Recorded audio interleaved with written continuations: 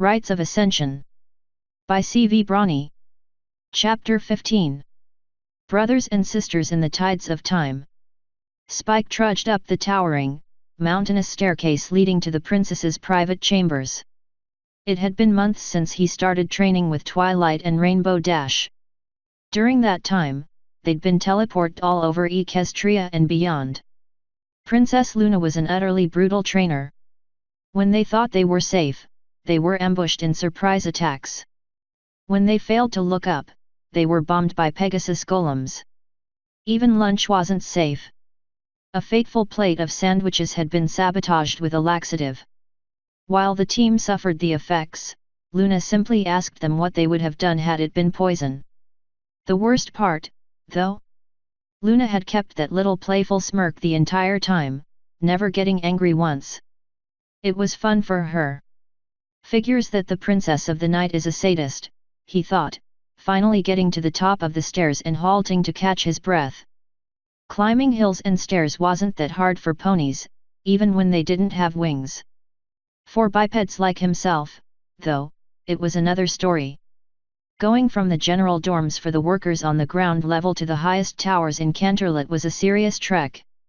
Normally Twilight came downstairs to see him, but this time she had specifically asked him to join her in Celestia's room. Stretching and arching his back, which was tonight blissfully free of his armor, he trod heavily down the hall. A few more steps and he'd be past the hall to Luna's chambers and at the golden double doors to the elder Alicorns' quarters. Hey, Spike! He stopped in his tracks and stood for a moment while his mind caught up to what was happening. Some pony had called his name. He felt he should probably do something about this, starting with looking at them. Whether or not he'd be able to do anything more remained to be seen. Looking over, he spotted a rather stressed-looking shining armor. Even his uniform looked unkempt, which was quite unlike him. Spike stared at him for a moment in silence. Then, his mind caught up a little. Oh, right. I need to respond. Hey, Shining. What's up? The unicorn raised an eyebrow. You look like crap. Luna must have really run you guys ragged. Goes both ways, man. I don't think I've ever seen bags under your eyes like that before. He sighed. Yet. I'd rather go back to Boot than deal with these politicians. That's not important, though. Can I talk to you real quick? Over here. I need to ask you something. Spike shrugged and followed him down the hall to Luna's room a little before stopping at a tiny door off to the side. It definitely wasn't one of the royal chambers. What is this? Some kind of secret bedroom for janitorial closet. Right. Shining shut the door behind them and put some sort of spell over it.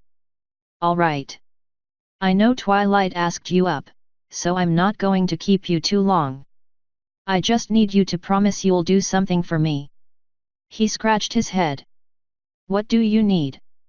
Look. I'm a very powerful unicorn. But Twilight? She's beyond me in ways I can barely even imagine. Her mind? He started to laugh and chuckle even as he wiped away a tear. She was reading college-level stuff by the time she was 7. Might have been even earlier had we put it in front of her soon enough. He sighed. Sorry, I'm rambling. He stopped, frozen in place for a few seconds before grabbing Spike by the shoulders and taking a deep breath. If, somehow, miraculously, everything went perfectly from here on out, I'd have 100 years left. Of that, maybe 70 I'd be healthy enough to protect her. That's it. Even if she never gets to a single summit, she'll never age again. And I'm not going to be able to be there to protect her like she needs to be. Rainbow won't either. But you will. He leaned in close, looking Spike right in the eyes. She needs someone to keep an eye on her. I need you to promise me that you'll be there for her. Look after her, keep her safe. Spike rotated and fidgeted with his foot. Technically, I'm not in her guard yet. This was a trial period. I was hoping she'd be telling me one way or another tonight. Shining shook his head. Don't worry about that. I know her better than even Celestia. She'll never leave you behind. She's going to tell you about all kinds of precautions and how she doesn't want you to have to fight, but ultimately, she'll want you nearby. What I need from you is that promise. Spike gave the stallion a long, hard look. Shining wasn't the kind of pony to reveal everything on his mind. He was straightforward with what he wanted to say and guarded everything else under the strictest confidence. All Spike could gather was that there was an excruciatingly heavy weight on Shining's mind. Everything else was left to the wildest of guesses. Despite all that, there was only one answer he could have given to such a request. I'm surprised you even thought you had to ask. On my honor, I'll protect her, till my dying breath. He crossed his heart as he finished repeating one of the royal guard's creeds. Shining relaxed almost to the point of melting. Thank you. I needed to hear that. I won't keep you any longer. I think we both need some sleep. I know I have a hell of a day coming tomorrow. Spike patted him on the shoulder while they left. Yet.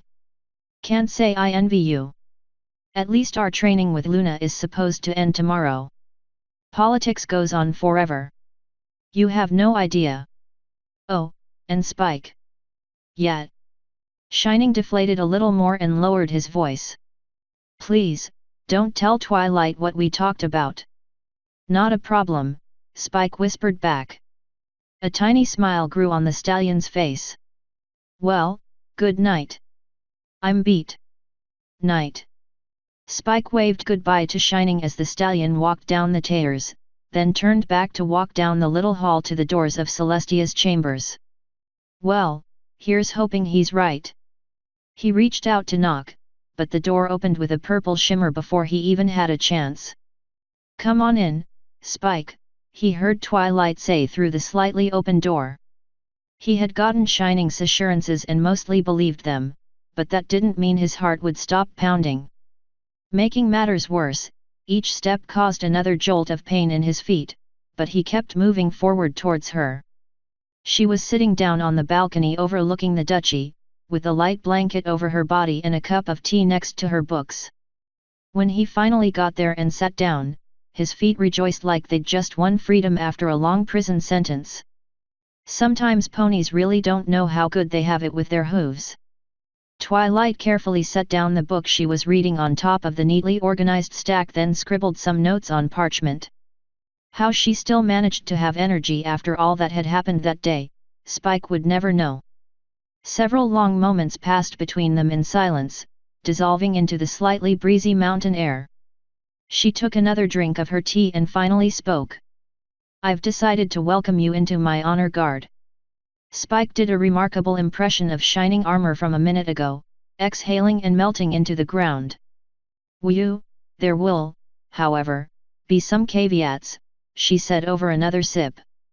Yet. I figured. He leaned back into the pillar at the edge of the balcony, letting his back relax. Shining really does know her. Hit me. Careful, Spike. You never know when Luna is listening. She winked at him. Don't remind me. Oh, he'd learned that lesson the hard way. They all had. Twilight laughed politely. It was a good lesson if painful. Then again, it appears all of her lessons are painful. I'm grateful to her, truly, but I feel it will be a long time before I ask her to teach me anything involving fighting ever again. Spike rubbed his ankles. Yet. I'm about ready to cut off my feet. Put them out of their misery. Well, don't get too relieved. We still have one more day. Once again, don't remind me. They shared a small chuckle but quickly gave way to silence again. Time passed, and Luna's stars began to peek out from the velvet void. It wasn't until at least 2 constellations were visible that Spike decided to break the silence. Can I ask why you decided to let me stay? Twilight's non-answer wasn't especially encouraging, but at least he already knew he'd be welcome. That was the hard part, blissfully already done. Twilight got up and gingerly stepped to the edge of the balcony, resting her forelegs on the rail. "Come here, Spike." It took him an extra try, but he managed to force himself up and waddle up to her, also leaning on the railing. "Take a look out there. Can you see the ponies down in the marketplace? Or the lights of the town in the distance?" Spike squinted a bit. His eyesight wasn't as good as a pony's. Evolution had granted him the ability to see movement better, as well as bright, shiny objects, but distance was another story. Still, there was enough light from the town that he could just barely make it out. "Yeah, I think I see it. We're pretty high up. Tallest towers of Canterlot. This here? This is how Celestia and Luna see things." Spike scratched his head. "What do you mean? This is Celestia's room. Of course she sees this all the time. I mean metaphorically. I'm talking a matter of perspective." "Perspective? Like, being this high up?" Twilight shook her head. "Not quite. Neither of us are this high up. Only the princesses are. I'm starting to get confused. It's like this." She dropped her head, resting it on her forelegs and looking down. "Imagine that this was a tower that went all the way to the base of the mountain. Ponies spend their lives at the base and, every now and then, enter the tower through a door and climb up a little. As they get older, they climb higher. You and I, we're really not that far apart from each other in height. Up until now, you've been on the same balcony as the rest of us, but you've been entering a different door and climbing a different set of stairs." Spike was thoroughly lost at this point but let her continue speaking. "Celestia and Luna are at the top of the tower, up here. They're so high up I wonder if they ever truly go back down. Luna might. I'm not so sure about Celestia. I honestly never really realized all this until just recently, and for that, I'm so sorry, Spike. I really am. I can't believe how insensitive I was to just ignore it all and dismiss it. I should have talked to you about it." He put a hand on her foreleg. "Hey, I don't really know what you mean yet, but it's all right." "Really? I'm here, aren't I?" Twilight blinked, and he saw some tears roll out of her eyes. "You are. And that's the whole point, Spike. Now, I'm going in the same door you use. I'm using the same stairs. And someday, we might both be standing on top of the tower. Together." Oh! The whole meaning hit him like a locomotive, one of the solidified magic-powered ones, too, not the ones drawn by earth ponies. The perspective she was talking about was one of experience, of lifetimes. Up until now, he'd been with other ponies and was very young. There were many ponies older than he was. Yet, he was able to reasonably expect that he would keep going long after they had all passed on. More than that, he had continued on that way essentially by himself. He didn't think any pony other than Celestia and Luna would still be there with him in the long run. They'd be the only ones able to look out over the same balconies he did. Moreover, Twilight had been with all the other ponies. She'd had no inkling that she would eventually ascend and join Celestia and Luna at the top of the towers. She probably felt she had left him out in the cold. There was a level of loneliness, but Spike couldn't blame her for that. For him, it was an inevitable, biological fact. For her, though, it was something else entirely. Before he could think on it further, she had wrapped her forelegs around him and pulled him in tight. He even could feel a couple of tears rolling down his back. "I'm so sorry for leaving you to climb those stairs alone. I'm not going to do that again. I can't. We're the only two in all of Equestria going in that lonely door. We have to stay together. Can you forgive me?" He hugged her back. "There's nothing to forgive. Like I said, I'm always going to be your #1 assistant. Thank you." By the time the hug finally broke, Spike fell back down on his rump again. He was still exceedingly tired. Yet, he couldn't help but notice the appearance of a set of colored scrolls. "What are these?" he asked. These, she sniffed, are important pieces of your new job. He picked up the red scroll. It was like thin construction paper. He slid off the black tie, noticing there wasn't any security spell on them. The reason was obvious when he unfurled it. It's blank. That's the idea. Spike, remember when I described how your mail works? He nodded. Sure. Ley lines, magic, that sort of thing. She rerolled the red one in her magic. Right. Well, the princesses actually use ley lines for teleportation, too. I'm not completely certain, but I'm guessing the range for both is similar. The spells probably use similar principles. But, this means they both have a similar limitation. Let me guess. Since ley lines aren't everywhere, if we're too far, no help's coming. Twilight beamed with some pride. Exactly. We won't be able to call for help, and even if we could, it'd be some time before they arrived. Spike, when we're on a mission and close to a ley line, I want you to hang back, out of sight. He started to deflate a bit at this, but she lifted his chin with a hoof. You are going to be my lifeline. Take a look at this. She raised her horn and lit it up, sending a few sparks from it. These sparks were a different color from her normal magic and didn't fade away. Instead, they scattered on the ground, one for each color scroll, plus a purple one. Twilight continued, when you're hiding out of sight, I want you to have a clear view of the sky. When I send up a flare, you're to immediately send the matching scroll. Don't bother with writing anything, just send them. Spike snapped his fingers. This is so you can get help as fast as possible, isn't it? Precisely. Although, only 2 are a call for help. Yellow actually means we've encountered a complication and need more time, rather than aid. Green means we're mission complete and heading home. Purple means I need you personally where I'm at, that's why there's no scroll for it. So, why the 2 different colors for getting help? He lifted the black one to check, and it too was blank. Seems superfluous. Twilight grinned. Excellent vocabulary use, Spike, but it's not superfluous. I was talking with Luna and realized that we might one day find that not only am I in over my head but that there could be a lot of ponies that need help. Too many for just myself or even Luna to protect. If things are really that dire, I'll send up a black flare. If that happens, Spike, I need you to follow rule number 1 of being in an honor guard.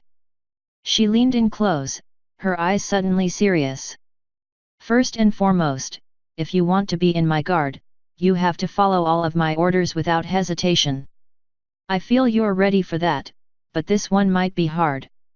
Spike, if I fire a black flare, you need to send the scroll right away and then do one more thing. Run. Spike opened his mouth but was cut off before he could speak. I know you probably don't like this, Spike, but Twilight, he was cut off again. Let me finish. This is important. It took a lot for me to even admit to myself how much I'm going to need you on this journey. I really don't want to see you hurt, but I also recognized that leaving you would leave you deeply hurt emotionally, and Twilight. Spike bopped her lightly on the head with the black scroll. Twilight stopped and blinked a few times, one hoof slightly raised in the air in disbelief. Did you seriously just bop me on the head with a scroll? Twilight, I get it. He twirled the black one in his hand. You're telling me that if you fire a black flare, I should send this thing and get the heck out of Dodge Junction. I get it. I agree with it. Twilight opened her mouth to say something, clearly about to argue with him, but then stopped. You agree? Spike rolled his eyes. Come on, Chui. This thing means you've found something so awful that you need Luna and a ton of royal guards to save your flank. What exactly am I going to do against something like that? He obviously hit a logic nerve in her. Well, I thought that, wow. Twilight speechless. Wish I had a camera. He continued, look, the way I see it, I'd just get in Luna's way. There's really not much I can do in that situation other than summon help and keep my head down. Maybe send a follow-up scroll later. Twilight's eye twitched a little. Spike. That's really mature of you. I'm impressed. Come on, Chui. He allowed himself a little smirk. I'm not a hatchling anymore. She shook her head. No, you are not. I guess I have to remind myself of that sometimes. Well, this went smoother than I thought it would. Spike stood up and started gathering the scrolls. It was a force of habit to do so at this point. Yep. And, shoot, worst case scenario, I figure, if you fall, I'll get sucked into a depression for a few decades, get really super strong, learn some dark draconic magic, and go on a roaring revenge rampage. It'll be fun. She playfully bopped him on the head with the scroll. You little smart flank. I know you are, but what am I? There was a beat, and the full meaning of what he said hit him. Oh, wait, nuts. Kinda backfired on you there, didn't it? Yeah, he yawned. But then, I'm exhausted. Twilight stood up. I hear that. I hear that loud and clear. Why don't you get to bed, Spike? Knowing Luna, she's got a hell of a day coming for our last lesson. You don't need to tell me twice. He forced himself up and pushed himself mentally to walk to the door as quick as he could. Sleep was coming. Night Twilight. Thanks for letting me be in your honor guard. Just before he closed the door behind him, he heard her whisper, of course, little brother sleep well. A little while after Spike left, Twilight winced over and over as she slowly made her way to Celestia's large bed. Each time one of her hooves pressed against the marble tile, it hurt. Oh, sweet Celestia, did it hurt? At least Spike is lucky enough to only have 2 feet to worry about. Shining once described his boot camp, and Twilight hadn't quite believed they'd run ponies so ragged. There was no doubt in her mind now, he was telling the truth. After all, Luna did say he'd helped influence her lesson plan. Only some pony subjected to such tortures would be warped enough to want to put others through it too. At this point, Twilight felt an overwhelming desire to use her new status to advocate for more physical education classes in school. What was worse was that, throughout their training, Luna was cheating, and she admitted it. She kept changing what the golems were made of, making new ones where Twilight wasn't looking. The absolute worst part, though, was when she made them look and sound like normal ponies. That was just mean, even if she did understand the reasoning behind it. On her 5th yawn, she finally made it to the bed and flopped over. For once, she knew this night she shouldn't be forced out of bed by a foghorn or teleported away and dropped in a lake. The reason behind her confidence was simple: Luna was finally restarting her night court. To the best of Twilight's knowledge, the princesses couldn't actually be in 2 places at once, so she might finally be safe. 17 seconds after crawling into the bed, she jolted awake. At least, she thought she was awake. After another yawn, she sat up and looked around. Overhead was the night sky, or, rather, a night sky. She wasn't sure which, but it wasn't Equestria's. The stars took on every imaginable hue and packed the sky in patterns she'd never seen before. Even the dim areas were filled with stars. Something even more remarkable, though, was the cloud she was on. It was huge. Overcast skies were one thing, but this stretched on as far as she could see. Not only was it enormous, it was blue and sparkly. It positively shimmered in the sun, which was unique too, seeing as the rest of the sky was night. Yet, there was the sun, more than 3/4 of the way under the horizon and looking oddly pinkish-purple. She watched it hang on the horizon for a moment, bobbing up and down slightly from the shifting surface under her, when she realized something. She was on a sparkling, wavy, blue cloud. There is no way at all that I can possibly be awake, she deadpanned. Huzzah! Got it in one. You are, in fact, asleep, Twilight sparkle. Twilight went tumbling forward from the sudden volume of the pony that had appeared behind her. With a twist, she righted herself and sat back up. Hey, Luna! Come to torture me some more. Luna held a hoof to her chest in shock. Twilight, you wound me. I know our training has been vigorous, but 'tis a necessity. And I thought you might like a chance to just talk instead of getting the runaround from my golems. Talk, she stressed. Just talk, no crazy training. Just talk, the princess reassured. She exhaled. Good to know. Yes, I would be fine with talking. What I would really like to know is, 1. Where are we exactly, and 2. Didn't you have night court? Luna breathed in through her teeth nervously. I should answer the latter first. Since the coup, rumors have been flying of my involvement. As in, saying I was behind the whole thing. Twilight groaned. Of course ponies would start a rumor like that. Let me guess, no pony showed up in court. Not a soul. They all rescheduled. 'Tis most distressing, but they will calm down eventually. Since it left me with some time, I decided to use dream magic to talk to you. This is one of my dream realms, albeit with one addition. She pointed a hoof at the Sunday. Since you are a guest here, I thought it appropriate to add a special something just for you. She put it under the horizon, after my name. It's beautiful, Luna. The princess flapped her wings a little. I'm very glad you like it. After all, it's probably one of the last dream realms in existence, seeing as this school of magic has died out. Twilight's sleep-deprived mind took a moment to catch up with that statement.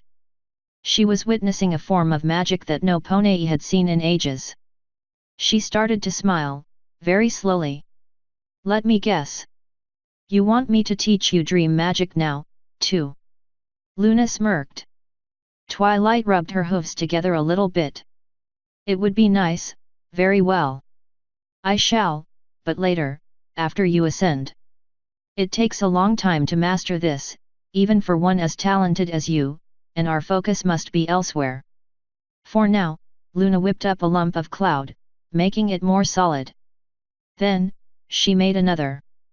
Lie down, on your back, then look up at the stars. Twilight shrugged and did as she was told.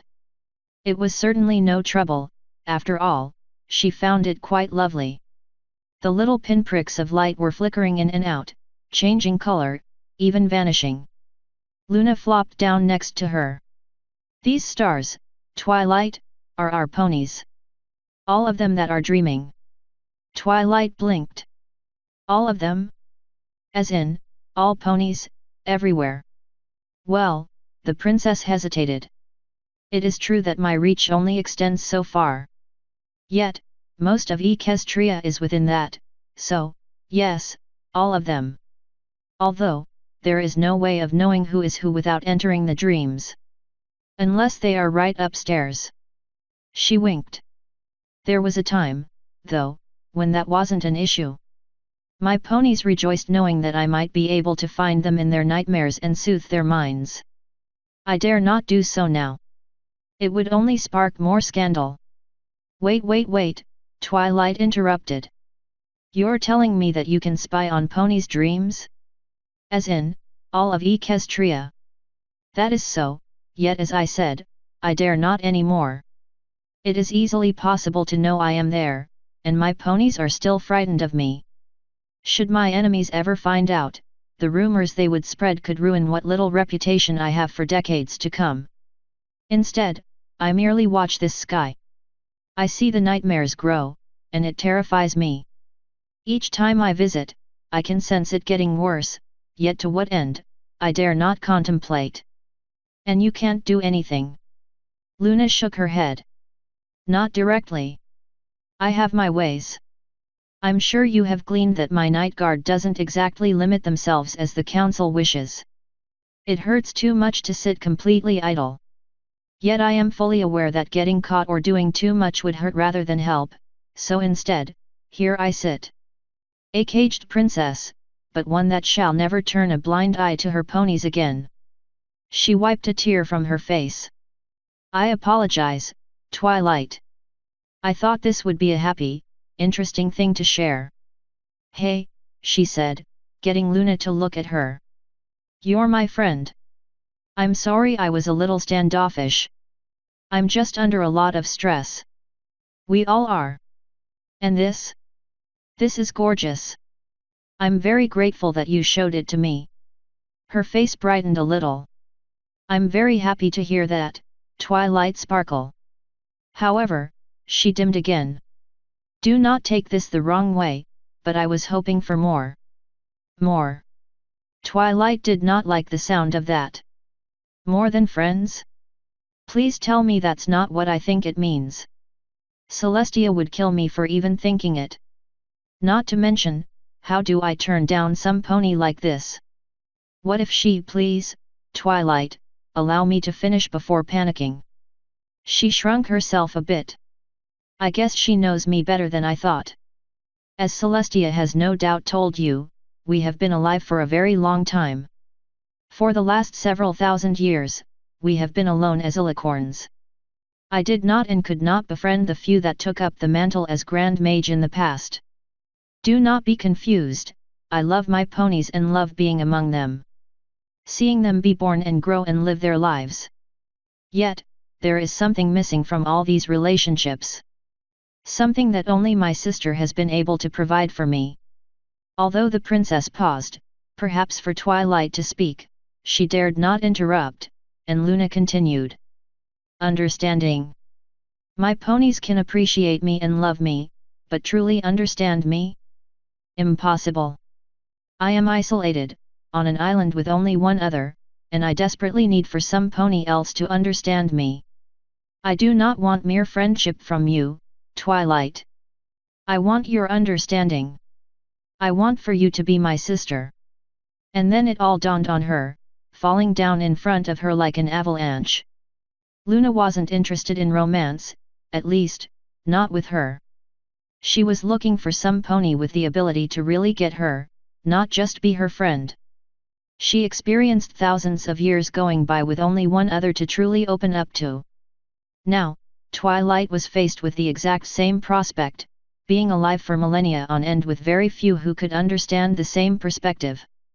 What Luna was offering was quite simple and beneficial, though quite profound. On the surface, it felt like she'd be crazy to say no. At the same time, it was far more complex than that. Twilight, I know this isn't a small thing. And she was way ahead of her. But we have a lot of time to get there. Bonds like this are forged, slowly, over the fires of shared experience. I would be honored if you would be willing to look forward to the day where we could call each other sister. Luna lifted a silver-clad hoof to her, and Twilight pushed hers against it. Deal. But in return, I'm going to hold you to that promise to teach me dream magic someday. That brought her smile right back out. All of my knowledge shall be yours, Twilight, this I promise you. In fact, why don't we start now? Now? I can't imagine that it's safe to try to cast magic in my sleep. I am asleep, right? You are indeed fully asleep, with all the benefits that entails. And you are also correct, it wouldn't be a good idea to practice your magic here. But surely there is some other knowledge I can impart. Celestia has done so for you in the past, correct? I can answer questions just as well as she. Well, maybe not just as well, but certainly I can share something with you. Sisters do that, yes? Share. That they do, she said, turning back to the stars. I'm just not quite sure what to ask. Celestia always led our conversations. It's like going into a library the size of a city. Where do I start? Well, how about the beginning? A rumble under the cloud shook it like an earthquake, making her jump to her hooves, only to be barely able to stand. In the distance, the clouds began to bubble and erupt into the sky, spraying cloud, water, and ice in a twisting motion like a tornado leading up into the stars. And it was heading towards them. Twilight turned to Luna for an explanation, but the princess merely smiled. She started to run, but Twilight found her efforts futile as her hooves couldn't get stable traction in the trembling cloud, and she fell face first into the sparkles. Before she could get up, Luna was standing over her, smile still in place. "Be not afraid, Twilight. Remember, we are merely in a dream. As for what you are about to experience," the roar of water and wind extinguished Luna's words, sweeping her up into who knew where. When Twilight could finally open her eyes again, she found herself underwater. Well, sort of. The water was filled with as many stars as the sky, and she could breathe normally. Moreover, despite being underwater, it looked as if she was in a large field of rolling hills filled with grain. It might have looked more like a late afternoon if not for the slight blue tint. Luna walked up beside her. "Behold the tides of time." Twilight opened her mouth to speak, but stopped again for a moment, expecting a mouthful of water. The little star-like specks did tickle a bit, but she otherwise became satisfied it was safe to breathe and continued. "Where are we now? A better question to ask is when. If you must know, we're still technically when we were, and we're still in the dream realm, but this is no dream. This is a memory.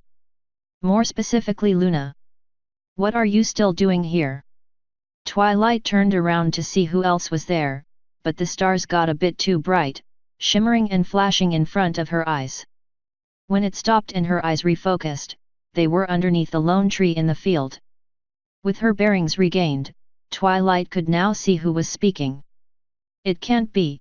A tall, white unicorn with a pink and gold mane was strolling up to the tree. She wore white and gold robes and carried a large tome in a saddlebag. She looked like Fleur-de-Lis would if she didn't starve herself half the time. "Princess? Is that you?" Princess Luna snickered a bit as the pony ignored her. Instead, the young-looking Celestia walked up to the shade of the tree, seemingly intent on talking to a small blue unicorn about Twilight's height, lying down in front of a book. "Luna. What are you still doing here? You're going to be late. I swear, first you were late for your own graduation, and now you're late for your first day." The smaller unicorn looked over at the sun for a moment. "Oh come on, Tia, I've got at least an hour and a half. This is," Twilight swallowed her words, "one of my memories from before my ascension. I'm not surprised you're always afraid of being late." She was always a stickler for timeliness. Celestia stomped her hoof. "Lunacia umbra australis.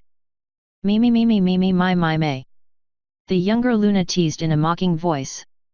Twilight had to stifle a laugh.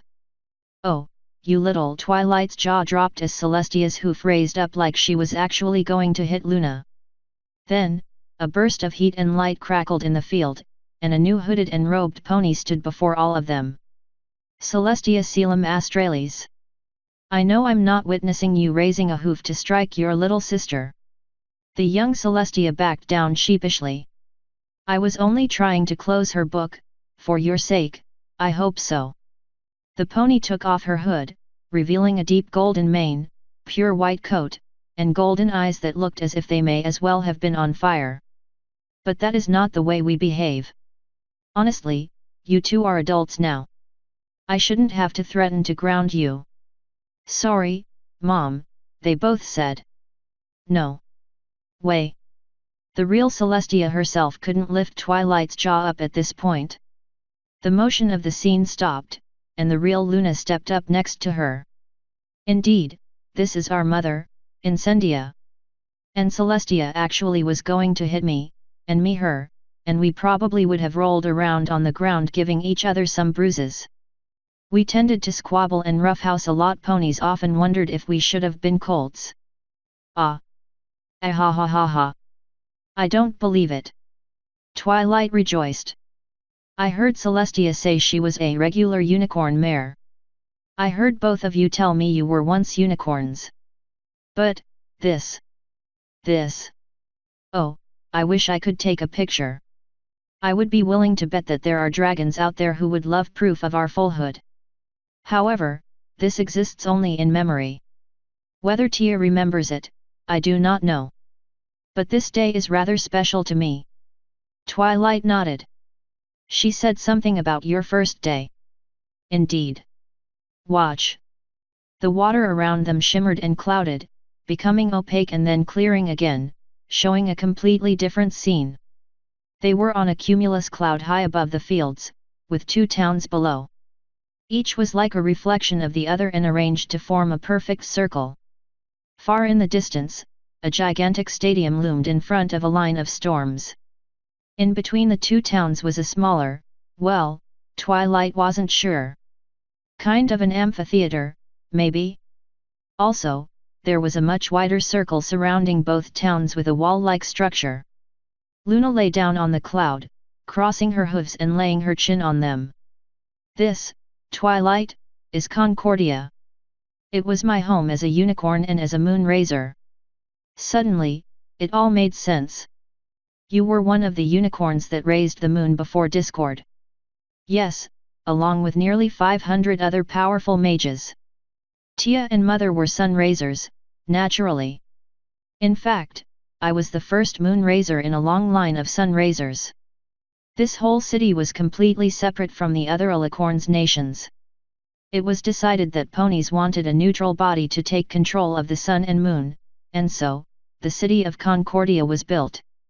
It owed allegiance to no other nation and had no Alicorn directly leading it. Their influence could still be felt, but it was more distant. The town's size was also carefully limited. She sighed wistfully. This was my first day as an acolyte moon raiser. Twilight scratched her chin with her hoof. Acolyte? Like Arcane Edge? Did you name your night guard ranks after the moon raisers? Ever perceptive, Twilight. With a slight groan, Luna got back up, suddenly moving like a very old mare. Speaking of, I must attend to the moon. I'll return in a moment. The tides will disrupt and dissolve. Do not be alarmed, this is expected and perfectly safe. Rather than a normal, stark teleportation, the princess simply faded out. It wasn't long before the water around her started to fade away, too, being replaced with the prior dream realm. Twilight took the quiet moment to lay back on the cloud and stare at the stars. They really were beautiful but also fewer in number now. Twilight. When she regained her bearings, Twilight was upside down with her back leaning on a hill of cloud and stardust with her hind legs dangling near her chin. Luna, was that really necessary? She muttered. The princess seemed to have this unnerving habit of surprising ponies with the voice and sending them flying. Twilight, I apologize, but there's no time. Luna reached out with 4 hooves, picked her up, and set her right. I'm going to void the realm, that should wake you up. We cannot waste any time. Make yourself presentable as fast as you can, and meet me in the Imperial Hall. Ready? Hey, wait! Twilight grabbed her by the shoulders, pressing down a bit to try to get her to stop. No, not ready. Luna, what's going on? It's your brother. Your brother's in trouble. Author's note. Well, it's pretty clear that Trailblazer won on the vote in prior chapter. I've updated it to reflect that. Also, for those of you who have not seen it, be sure to check out the Rites Encyclopedia. I've added a thing where you guys can vote on options on which topic to talk about. Each time a topic is successfully covered, a list of options is put up for your guys to vote on. So give it a read and vote. Smiley face. As always, things are subject to further edits as I'm sure we've missed some stuff. But the main story up there shouldn't change drastically. Just the wording in random spots. Edit, it appears the uploader was real wonky this time. Missing some bits, doubling others. I think I've tracked all the issues. If you spot more, let me know. CV Minor edits September 9, 14. End author's note.